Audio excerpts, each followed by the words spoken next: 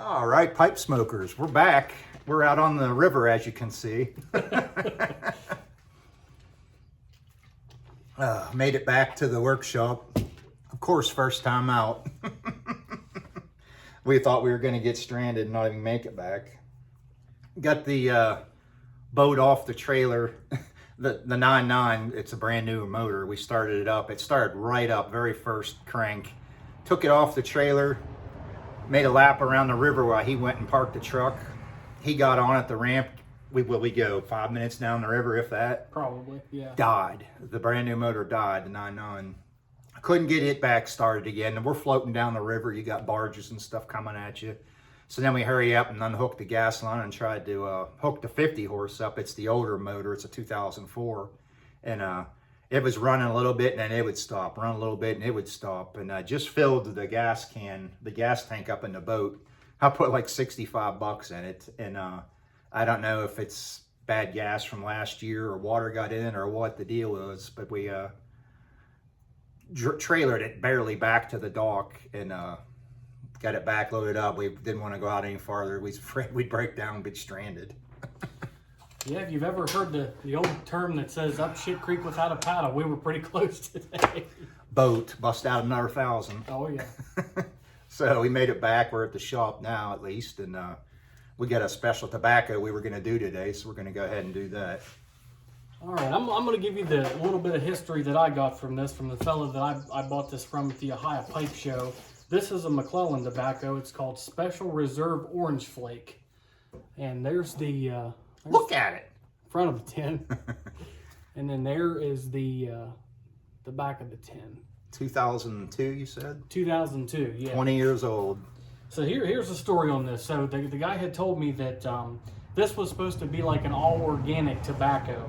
And when this was brought to market, McClelland had released it, and whoever was able to buy some of it had bought it. And then I guess the FDA or whoever came in and said no, since it had been touched by a machine of some sort to cut the flakes possibly, it wasn't considered organic, so it was never brought to market.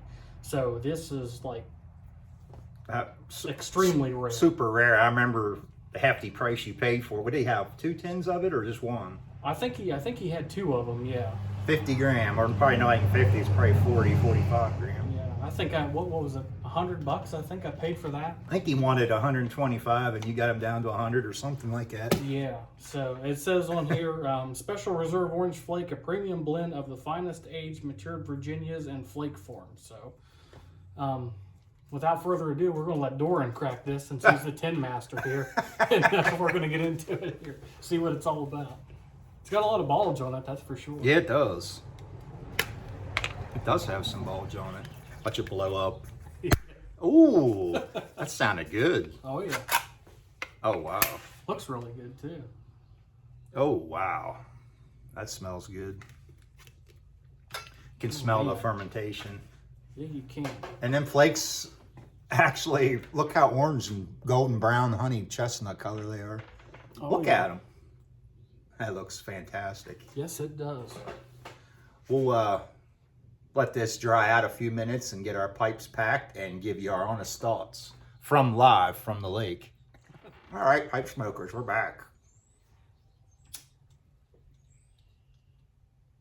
To be honest, we only let this dry out for a few minutes. We couldn't wait.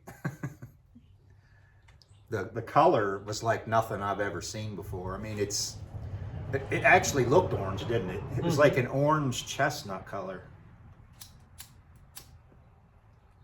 Yes, it is very orange, that's for sure. Certainly the orangest, I guess, tobacco that I've ever seen anyway. And Cody made a comment, for being 20 years old, not one speck of sugar crystals on it at all. At least what we've seen. Yeah.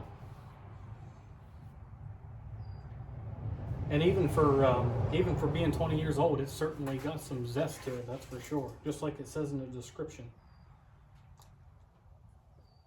Yeah, we just lit these 30 seconds ago, and I'm picking up strong citrus like zest and some tanginess.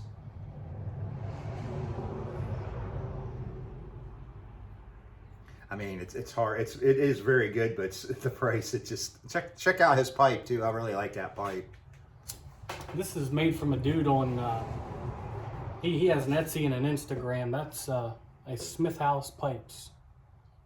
Nice, real lightweight little Dublin. Real thin mouthpiece, just like I like. I tell you what, I'm starting to shift more towards smaller pipes myself rather than bigger pipes. I'm really starting to shift more that way.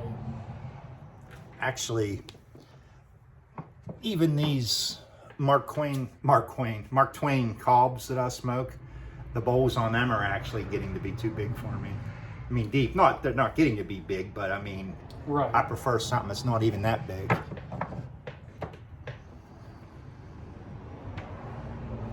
I don't have a problem with smoking a smaller pipe, and then if it lasts 45 minutes or whatever, and you gotta pack another bowl or whatever. Yeah, I don't mind doing that. And it makes it nice too. That way you don't waste a lot of tobacco, because if something comes up and you got to put your pipe down or dump it out and go, you know what I mean? You're not wasting a bunch of tobacco either.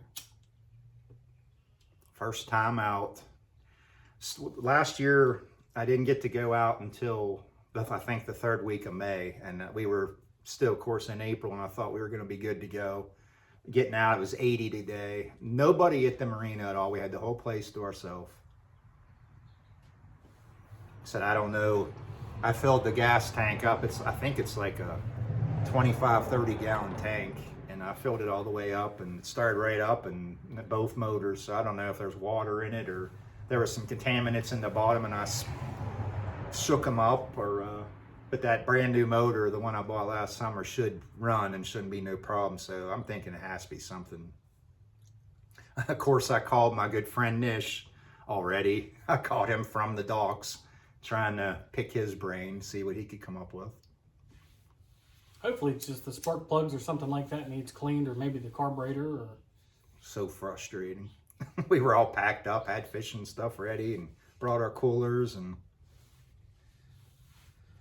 but we spend two and a half hours down there trying to piss with them. Probably, yeah.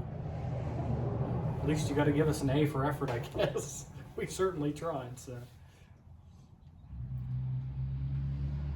This stuff's good. But for me, I mean, it's hard to justify spending that kind of money, except it's definitely a treat. But I wonder what it would have cost at the time. Normal prices, I'm sure. Yeah, I would imagine it'd be somewhere in that ballpark. And it's kind of weird to even it's weird to even get a tobacco like that never really even came to market. You know what I mean? The few people, I guess, that received it in already. They got to keep it, I guess, since they had already, paid for it for their shop or whatever. And I think that the person that he bought it from had like 100 tins of it. I don't think he bought all 100 tins, but he has. Dang. He had a few of them, and yeah, it's certainly a unicorn for sure. I've never seen any kind. I've looked. If you look online, I think you can find a little bit of information on it, but not much. And I have not found a single review anywhere for it. I haven't seen Pipe Stud Steve Allen ever sell this on his site. I mean, maybe he has, and I just missed it, but I've never seen it. But I am getting a little bit of tongue bite, like I said. Even now, a little bit. I don't know if it's maybe something that I ate earlier with it, but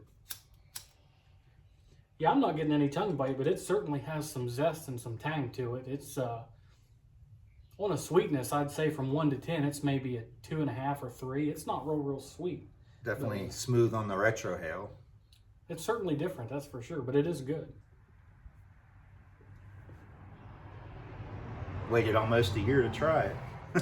We Last did, August. Yeah, I picked that up at the Ohio Pipe Show, and I told Brian, I said, well, whenever we get a chance to get back together, I'm gonna save it and we can do a review on it. So That must have been the last time we went out, was before the show. Mm-hmm. I really like the size of that pipe. Yeah, it's like the perfect little size pipe. Well, as you can see, that's a bit lighter compared to it. Yeah, it's a Really small, lightweight. yeah. Probably Easy. doesn't even weigh an ounce. No. Real thin there on the mouthpiece. It's a lot more comfortable for me when up toward the button when it's real thin. It's just way more comfortable for me. we're going to wrap this video up, and while we're smoking these, we'll attempt to do a live real fast here and see how that goes. So what would you say between a 1 and 10? What would you have to rate this at? I mean, obviously we just started smoking it, but Right. I would say, I mean, it's certainly a lot different than anything I've ever had as far, and I do really like the tang. I mean, I'm a big citrus fruit guy myself, so I'd give it an 8 out of 10. it doesn't remind me of, I can't remember which ones I've had now. What is there, the number 22, the 24, and the 27 Virginia Flakes? I think so, yeah. I think I just did the 22 there a while ago. I'm kind of getting a little bit of like a malty type taste on it as well. Kind of picking up like a malt in a milkshake or something.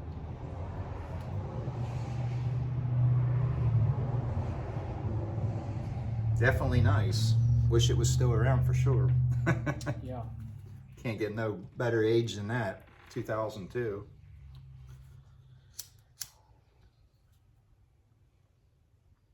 Well, we'll wrap this up, and we're going to attempt to do a live and see if anybody's around on a Sunday or in the afternoon here. Talk to you boys and girls later.